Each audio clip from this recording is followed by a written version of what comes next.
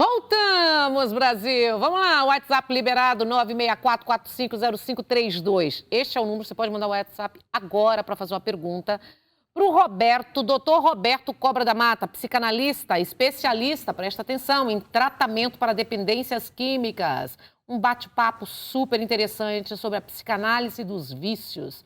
Gente, tá com algum problema na família, tá passando algum amigo, alguma pessoa, um ente querido, alguém que você queira alguma informação dentro desse tratamento, de como funciona, que a gente sabe que é muito difícil, aproveita que tem aqui um dos nomes mais renomados, o doutor Roberto Cobra aqui, e esclareça a sua dúvida, tá? É só mandar a pergunta agora, 964-450532, tá bom?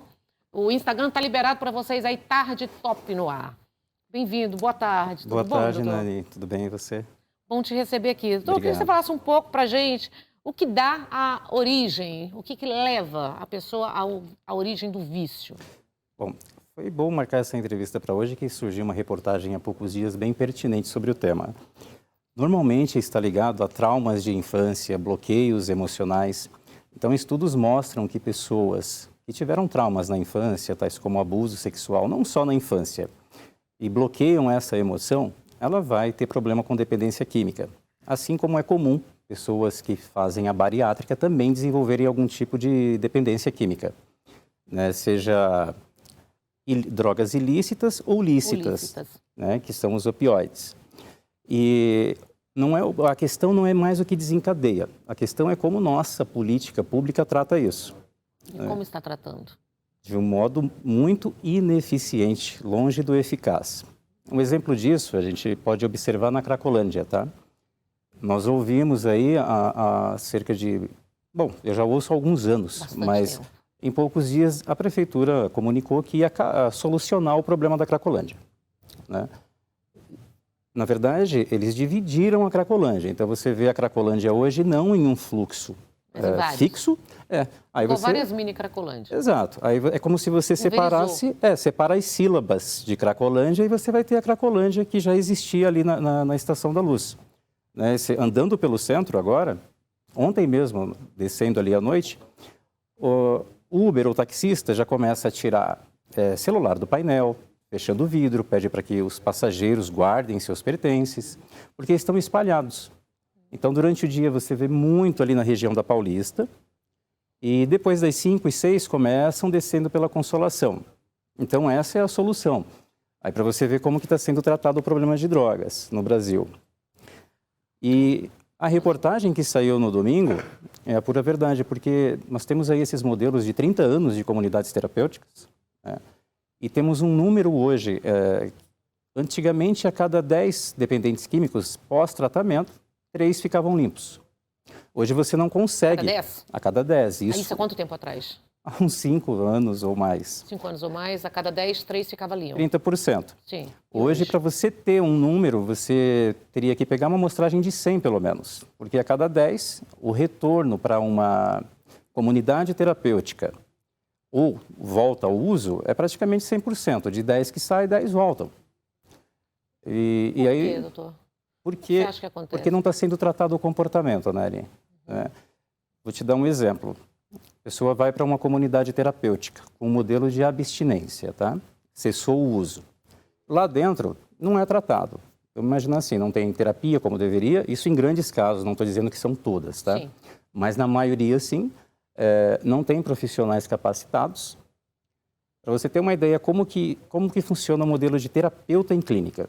O paciente terminou o tratamento lá de 6 meses, depende da desenvoltura dele, é promovido a terapeuta. Né? Terapeuta, sim. Como se você quebrar o pé 10 vezes, você é ortopedista? Não. Óbvio que não. Claro que não. Então, esse modelo, ele tem sido assim há anos já. Então, poucas delas fazem o tratamento adequado.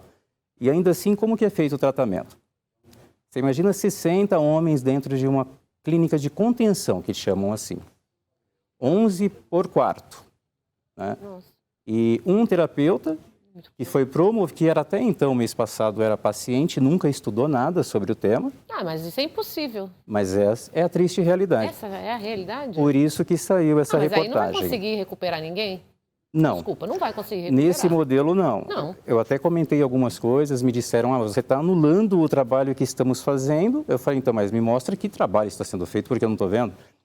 Sempre que você tenta fazer alguma coisa diferente nesse sentido, há perseguições. Por quê? Porque não é interesse, talvez, tratar ninguém. Política. Agora, vamos falar do turnover em clínica. Para a clínica é interessante que eles voltem mesmo. Claro, óbvio. Para você ter uma ideia da dimensão, as comunidades terapêuticas no Brasil, o número tem uma crescente comparado à epidemia do crack. Então, é um negócio muito rentável, onde a maioria não paga funcionário, porque pega pacientes, né? E recebe como doação. E aí, mas isso é muito errado. Você chegou a ver? Qual que é o controle disso? Qual é o administrativo, qual a parte do controle do Estado, a responsabilidade social, de tudo para ter esse controle? Porque, na verdade, isso é um caos, é saúde pública. É caótico. É um caótico. O controle, algumas são registradas pela Anvisa, etc. Outras são clandestinas. Né? Já vi vários casos de coisas que aconteceram. Muitas e muitas são fechadas. Só que não tem braço. Não tem, isso, ele abre com o nome da esposa, do sócio, e vai crescendo. Então, eles cobram lá... Vamos fazer uma conta básica, né? Tem 60 pacientes, 1.500 cada um. Maior parte da comida dele, ele angaria doações e não paga funcionário. Paga-se para um corpo muito pequeno, né? Que seria um coordenador, um terapeuta ou outro. O resto é voluntário. Quando não fica lá alguns meses ainda em comunidade terapêutica, porque não tem para onde ir, a família não quer mais, e fica lá trabalhando gratuitamente. Doutor, o que é a adição que leva as pessoas a esse comportamento e quais são os tipos? Adicção? Sim. Adicção, o significado, que eu até estava conversando, né, poucas pessoas conhecem, isso é usado no meio de dependentes químicos. Adicção é escravo de alguma coisa, submisso, dependente. Seja de drogas lícitas, né, como opioides, benzodiazepínicos, barbitúricos. Aí sim, para ilícitas, que cocaína, crack, maconha e outras drogas. A partir do momento que o indivíduo adquire o vício, né, desperta ali a célula killer dele... Precisa de muito tempo para se tornar uma pessoa dependente do vício? Não. Em crack, normalmente, é a primeira vez. Não, a primeira vez que você experimenta, algumas pessoas, a maioria vicia na primeira vez. Primeira vez? Sim, a diferença vai ser a frequência de uso dela, porque isso age diretamente no sistema dopaminérgico, tá? Que é o sistema de recompensa. Então, a pessoa usa vários dias seguidos. De repente, ela suspende aquilo. Não tem mais dopamina, o cérebro entra em sistema de recompensa e você entra em depressão, porque não tem mais essa dopamina sendo liberada aos borbotões lá. Então, a maioria das pessoas viciam sim na primeira, porém elas contêm. Né? Como disse, é uma doença incurável? De fato é. Mas como a maioria diz, ou quase todos, que é fatal, não é fatal. Pode ser fatal. Ela pode ser contida sim com tratamento. O que é preciso, doutor, mediante os seus anos de experiência aí, para uma pessoa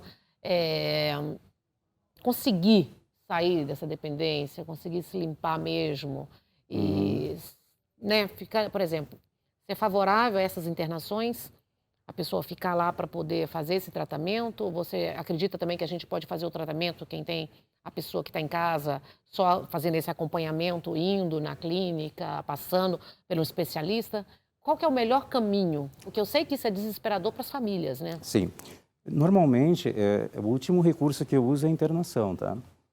Há poucos dias eu tive que internar mas tem uma clínica que eu conheço, né? E eu trabalhei lá já, às vezes passo por lá, porque tem um trabalho sério e humanista, não é fechado, não tem muro alto, então é tranquilo para tratar. Faça uma avaliação. Quando que é necessária uma internação?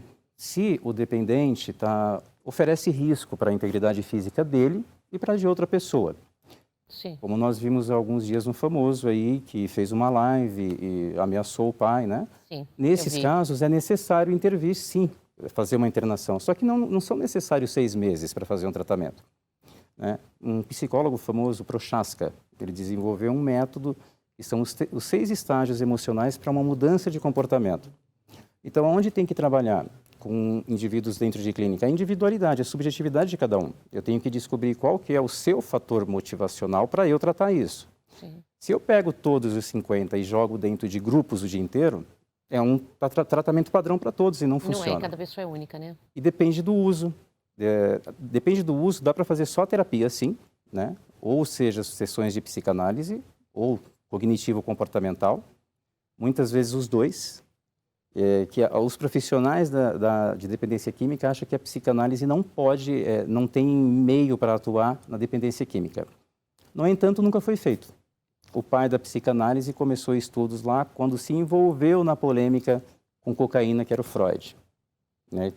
E fez uso a vida inteira. Precisamos, na verdade, de apoio, sim, para quem está precisando, para as famílias e para todo mundo. Sim. Doutor, eu queria muito te agradecer, te convidar para voltar mais vezes. Obrigado, é um assunto Nani. que assim, a gente abre o leque, claro que teria que falar muito mais, mas eu quero Muito te convidar obrigado. para voltar para a gente continuar nesse assunto. Tá Tem bom? muita coisa aí, Muita mas obrigado, coisa, né? viu, Nani? Obrigada. Você pode deixar a rede social? Sim, Instagram é Roberto Cobra da Mata, @Roberto Cobra da Mata. Este aí? É este careca. É este Roberto Cobra da Mata aí. Isso. Olha só. Tem uns materiais interessantes aí. Vamos seguindo. Tá? Coloca o Tarde Top aí, João. Como estamos?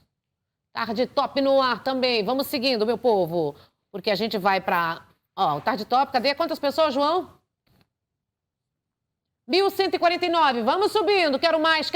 Porque vai chegar aqui já, depois do intervalo. A Nina tá em atleta, gente. Olha que maravilha. Boa de briga, atleta, vai falar sobre a sua carreira, como é uma carreira de lutadora profissional aqui no Tarde Top. Tudo isso, daqui um minutinho, não saindo daí.